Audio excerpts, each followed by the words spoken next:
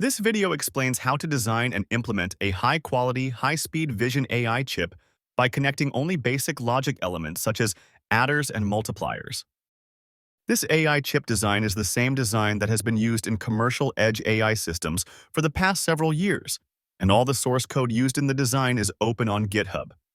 You can also use the AI development kit to compile it without modification in Vivado, AMD's freely available chip design software, and build the same AI solutions that have been demonstrated in videos previously posted to this channel, running them on the FPGA board, and possibly porting them to other lower-end chips. The architecture of this design is completely different from the matrix-based general-purpose architectures commonly used in GPUs, TPUs, and NPUs, while at the same time being conceptually very simple. This is a special-purpose architecture dedicated to deep learning computation, achieving high speed and high accuracy even with a small amount of resources. This design is probably the only AI solution out there that recognizes real-time video on AMD's low-end Zinc 7000 chip. The ultimate goal of this video is to share a new AI hardware design methodology. I hope this will be helpful not only for porting AI to small chips, but also for anyone interested in AI hardware or students learning digital circuit design. This video will proceed as follows. First, the input-output interface of the system will be explained, and then the convolutional neural network, which is the technical background of AI hardware, will be described. Next, the design methodology will be introduced, and then the block diagram of the designed system and how the system works will be described.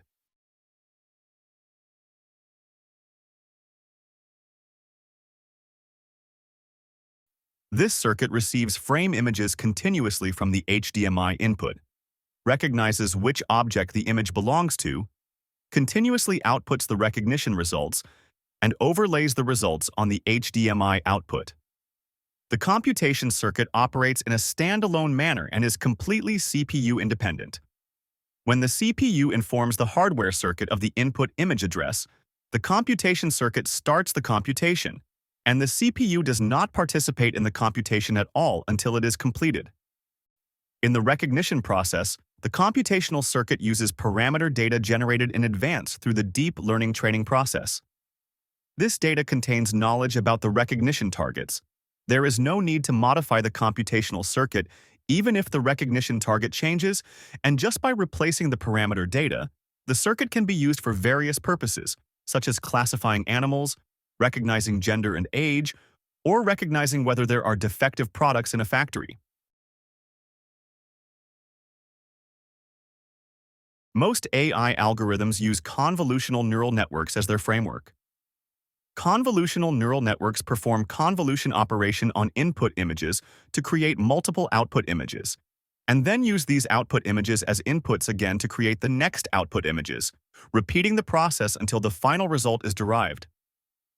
The images generated during this process are also called feature maps. In this process, a single step of computing the output feature maps for the given input feature maps is called a convolutional layer. In general, a single convolutional layer performs the following computation.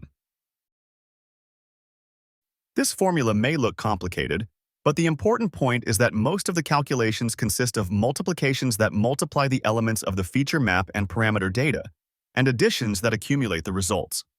Simple multiplication and addition form the basis of AI computation. The convolution equation described above can be visualized by drawing it as a data flow graph. A data flow graph is a graph that visually shows the relationships between functions, in this case between arithmetic operations. In each input image, each data point in the k by k receptive field becomes an input to a multiplication node, and the other inputs of those multiplication nodes are connected to a weight value unique to each k by k point. The results of all multiplication nodes are summed in the summation node, and the summation results calculated in the same way in all input images are summed again in the summation node to derive a single value. This value becomes one value of the output image after passing through a simple activation function node. This process is repeated until the receptive field scans all parts of the input images and all values of the output image are computed. As you will see later, this data flow graph will play an important role in our design.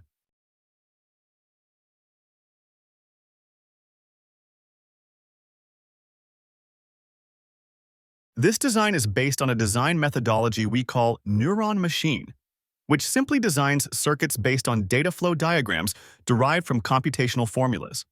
In our design, each multiplication node in the data flow diagram shown previously is converted into a multiplier, and each summation node is converted into a tree of adders. In addition, by inserting a pipeline register at every stage, the entire circuit is designed as a pipeline circuit that is synchronized to the system clock. If we can provide continuous input data to this circuit, all the arithmetic operators can be continuously provided with the input data necessary for their calculations, so that all the arithmetic operators in the circuit can perform calculations continuously. This method is in contrast to existing general-purpose computational architectures that fix the hardware structure regardless of the structure of the algorithm and convert the algorithm to fit the hardware architecture and compute. In these architectures, inefficiency mainly arises from the difference between the hardware structure and the algorithm structure. However, if the hardware architecture is designed to fit the structure of the algorithm from the beginning, the two structures can be perfectly matched without a separate mapping process, thereby eliminating idle computational resources and maximizing efficiency. This is like connecting the production line in a factory in the same way as the workflow chart and supplying materials all day long so that all workers and machines work without stopping. If a factory needs to produce a new product, the workflow must change accordingly, and the production line must be rearranged to fit the workflow to achieve this high efficiency. The question that anyone might be wondering at this point is how to continuously provide data to this pipeline circuit. In our design, we solve this problem by using a data storage circuit consisting of a large number of small memories and combinational circuits optimized for the convolutional computation algorithm. All circuits in this design serve to continuously feed data to this massive pipeline computation circuit as continuously as possible throughout the computation cycle. In our design, the utilization of all multipliers is used as an indicator of the efficiency of the design. Our design achieves multiplier utilization of 66% for classification algorithm and 81.5% for object detection algorithm. One thing to note here is that this design is a special purpose design, so it can only do convolutional calculations and therefore can only be used for fixed function applications such as embedded devices. On the other hand, general-purpose architectures such as GPUs can perform any calculation and can be used for various purposes. This drawback can be somewhat alleviated on FPGAs because they can be reconfigured for other purposes. Now, with this technical background in hand, we will explain the composition of our design, adding units one by one from the blank space. First, the synapse unit, also known as SNU, is a unit consisting of 128 16-bit floating-point multipliers. Multipliers perform calculations corresponding to multiplication nodes in the data flow graph. The two inputs and one output of each multiplier become the inputs and outputs of the unit. The SNU has a very simple structure, but it is the unit that takes up the most resources in the entire system, because the implementation of each multiplier requires much more resources than other parts.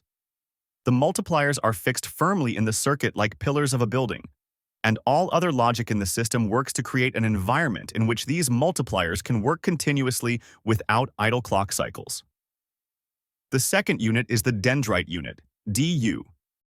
DU performs calculations corresponding to the summation nodes within the data flow graph. It sums the outputs of the SNU. This unit consists of several adder trees and the same number of DU tips. The DU tips are connected to the end of the adder trees and store the summation results and accumulate them with a time difference. The third is the soma unit, or SU. The SU is connected to the DU and performs simple functions such as bias calculation, activation function, etc. The role of SU corresponds to the activation function node within the data flow graph. The fourth unit, the network unit, or NU, is responsible for storing feature map data and performs the function of providing feature map data to the calculation circuit and simultaneously storing the calculated feature map. It consists of a total of 32 small block memories and can output up to 16 data simultaneously per clock cycle and store up to 8 data. The total capacity of the block memories in the Zinc 7020 FPGA chip is only 560 kilobytes, which is much smaller than the size of the feature map that must be read and written when computing each convolutional layer. Therefore, the entire feature map cannot be stored at once, and partial feature map data is periodically read or stored from a large capacity DDR memory. The fifth unit, the receptor unit, is used when k is greater than 1, such as in 3 by 3 or 5 by 5 convolution layers, and performs the task of reading one data from the NU and outputting k by k data at the same time for each clock cycle. The circuit of the receptor unit is implemented as an array of shift registers, and by passing the data input one by one for each clock cycle through the array, k by k sized view of the feature map is formed, allowing multiple k by k outputs to be output simultaneously for each clock cycle. The receptor unit allows a continuous supply of large amounts of input data to the computational circuit by reducing the required memory access rate to 1k squareth. Note that there is no interruption in data supply even during the transition phase between the end of one map and the start of the next map. This unit has a total of 4 receptor circuits in this design and can produce up to 36 data per clock cycle, for example, when calculating a 3 by 3 convolution. For the 1 by 1 convolution layer, the receptor circuit is not used, and 16 data per clock cycle are replicated into 8 copies in the RU, and then 128 data are supplied to the SNU at every clock cycle. The softmax part performs the softmax calculation that occurs in the last step of the classification algorithm. Finally, the control unit controls the entire system. First, all computational circuits are designed to change their shape according to control signals, and the system can compute various algorithms by providing a corresponding control signal at the start of each convolutional layer. These control signals contain all the signals necessary to control the circuit according to the computational characteristics of each convolutional layer, such as the length of the iteration loop, the memory read start address, the write start address, and the k value. The control signals are defined on a per-layer basis, and the entire control data is called the Stage Operation Table, SOT.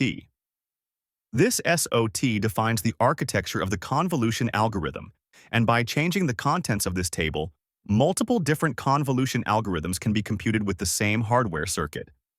This SOT table is not only programmable, but is also loaded into the hardware just before computation, along with the parameter file.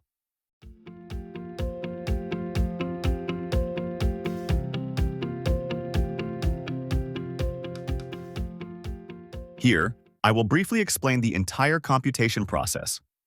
Outside the deep learning computation circuit, the HDMI circuit resizes each HDMI video frame to 224 by 224 pixel image and stores them in DDR memory. Before starting the computation, the CPU uploads the contents of the parameter file to DDR memory and commands the control unit to start the computation. When computation starts, the CU reads the SOT data included in the parameter data from the DDR memory, stores it in the CU, and operates the computation circuit to sequentially compute from the first layer based on the computation order of the convolutional layers specified in the SOT. The computation circuit sequentially computes the convolutional layers specified in the SOT one layer at a time. If this layer is a 1-by-1 convolutional layer, it is processed as follows. The NU extracts one data from each of the 16 input feature maps stored in the previous layer, fetches the 16 data per clock cycle, and sends them to the RU.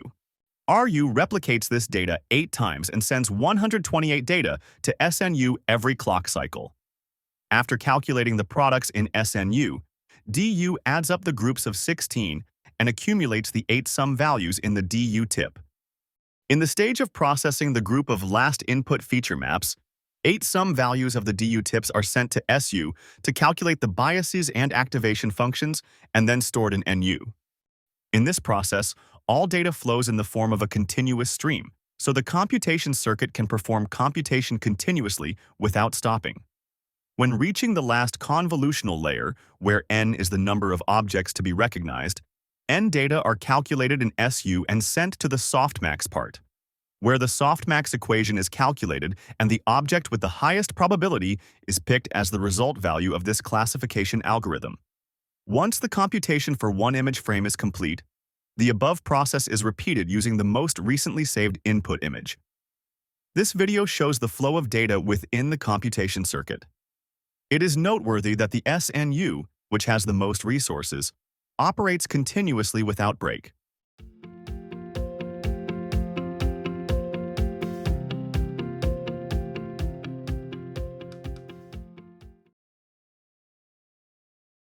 In the video, we have explained how to design a high-performance AI vision chip using only basic components such as multipliers and adders.